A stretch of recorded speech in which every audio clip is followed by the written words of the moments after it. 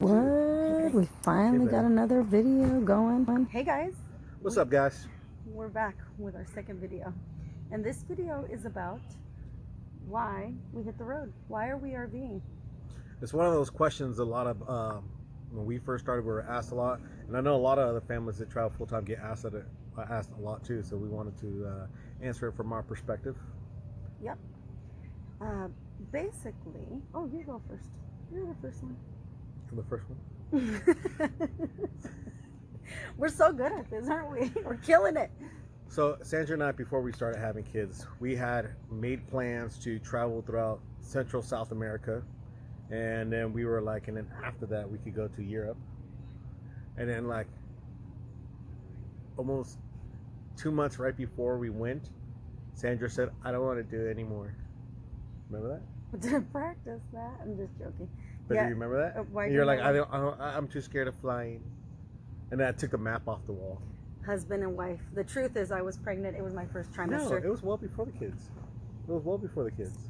Okay, bullet point. Long-term travel, so it didn't happen. Well, real quick. So long-term travel, that was our first plans. And then our second plans with kids, we want to move to Costa Rica. This is true. So Costa Rica did not happen. And then something happened, and we're like, all right, no Costa Rica. And then our third plans, a traveling, and then it worked. So no Costa Rica, no traveling outside of the country. Yep. Even though we ended up doing it RVing.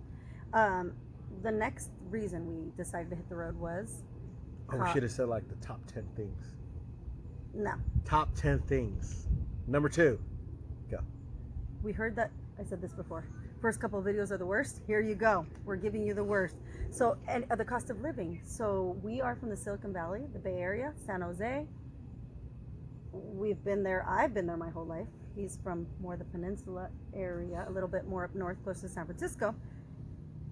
We decided to live in San Jose because that's where I was from. It was cheaper in the Bay Area. But then everybody moved in, right? Google, Apple, Instagram, all the giants, everybody. The cost of living was...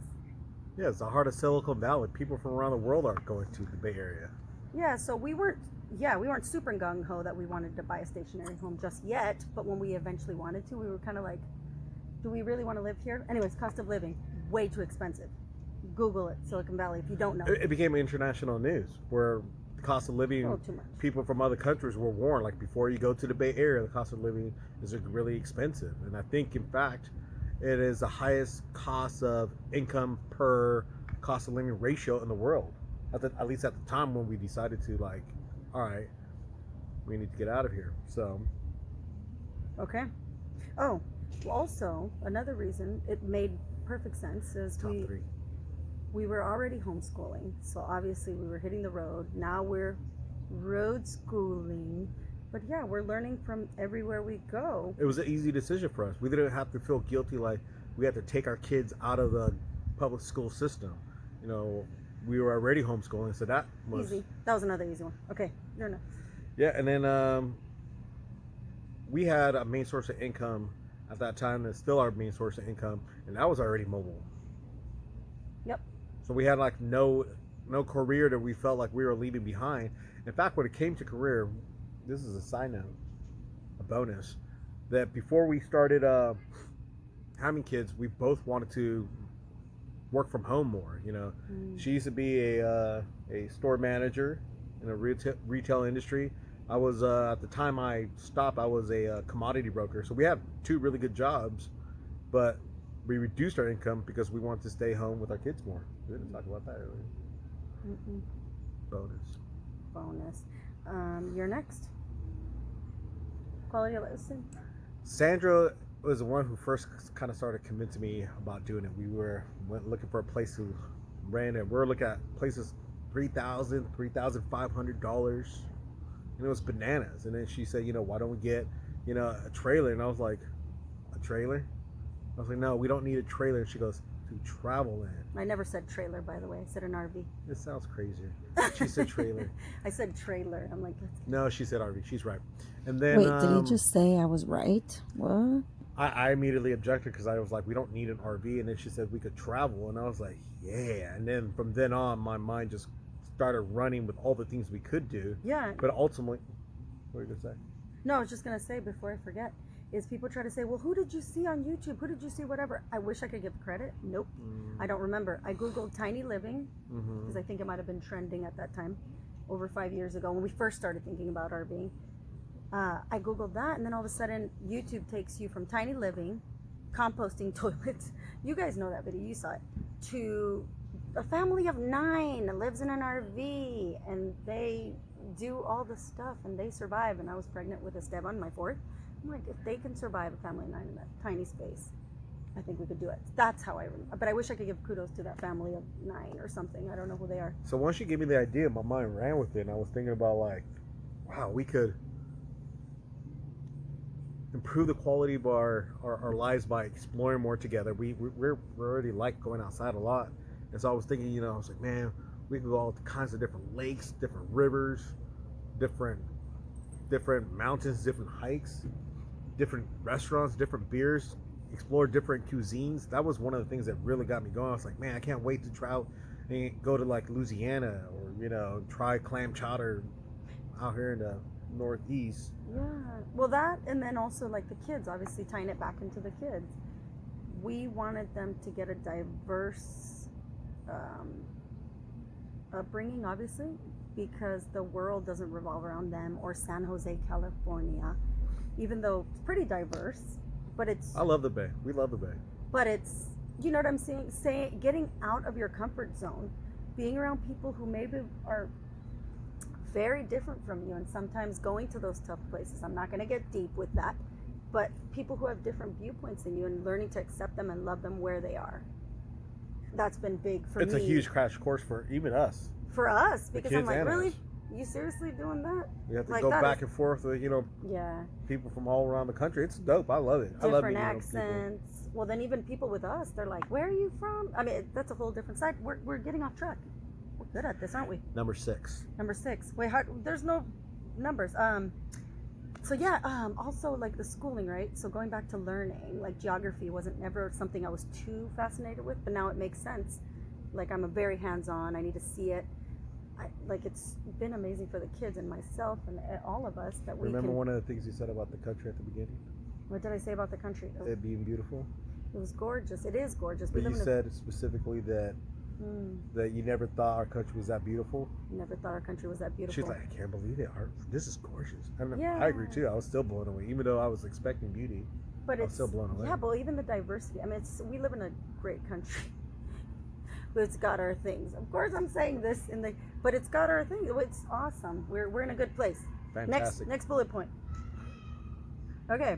So we talked about not being promised. So this is one that we've all been touched, affected. We've all learned from death, right? We've all had somebody who we love. We were affected. They passed away way too early. Yeah, and so both of us have experienced that. I've seen people die.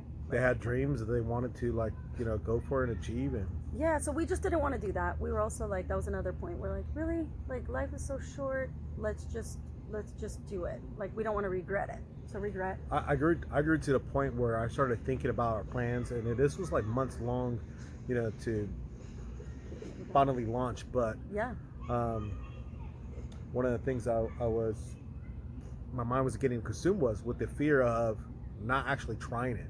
I was consumed with that fear. I was like, man, if I don't try, if I don't do this, and I get old one day, I'm gonna look back and I know I'm gonna regret it. And that started to haunt me. I was like, no, we have to do this. We're gonna say, remember. Yeah, I was compelled after a while that I needed to do this for our family's sake, for us, and I just thought I just knew my, gut my big gut that we needed to do this. Did you say my big gut? This is the problem with RVing, drinking. So then, to fit our outdoor lifestyle, we were already spending. So not only were we spending so much money in that little cubicle apartment in the Bay Area that we were just throwing our money away, small business, throwing our money away, to this tiny little cubicle apartment. But I was already going to the beach like every other day. So I was going to the Santa Cruz Mountains. It's only like 27 miles away. And all of a sudden I was in traffic because the booming economy in the Bay Area out of nowhere. So what used to take me about 30 minutes to get to take my kids to the beach because we love being outside. All of a sudden it was like 2 hours and I had to strategize like a lot before traffic, and then traffic got later.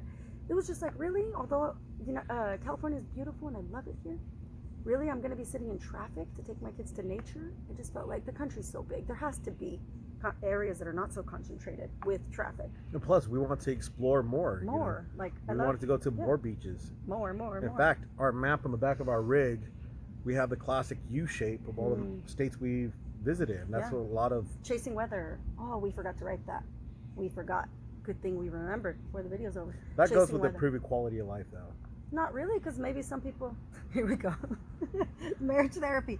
Okay, so the last one. You do it. So one of the things that Sandra, when she first told me about, RVing and traveling, that she told me, and she was convincing me, was, she goes, you could go fish in different, like, rivers and oceans and different... I was like... Did I lie, though? Yeah. Did I lie, though? Yeah. And I can eat that fish. I like to fish, too, right? I fish for fish tacos. I'm telling you. I wasn't lying. Did your wife? I really want to kind of explore like some of my interests besides treasure hunting and fishing, and then you want to, and you haven't done a fantastic job doing your thing, which is my thing is photography. We wrote it down. It's right there. Photography, finding myself, all of the stuff. Right? She's still looking. I'm still looking. I'm a little lost. No, but it's just everything that goes with the journey. Yeah. And we were boondocking at the beginning, so that was a different journey. Now you see rigs and more people and kids. This is a different phase. We will give you the other beginning, phase one. Is really cool. Where we didn't have as many people, so then that's where I found we were out there in nature. Anyways, that's good. That was it. Those are the top. Yeah, we can do another video later. We'll do but these were the top 9 reasons. Top 9 reasons. And we're done. That's it. Thanks for joining us. You left out the kids again.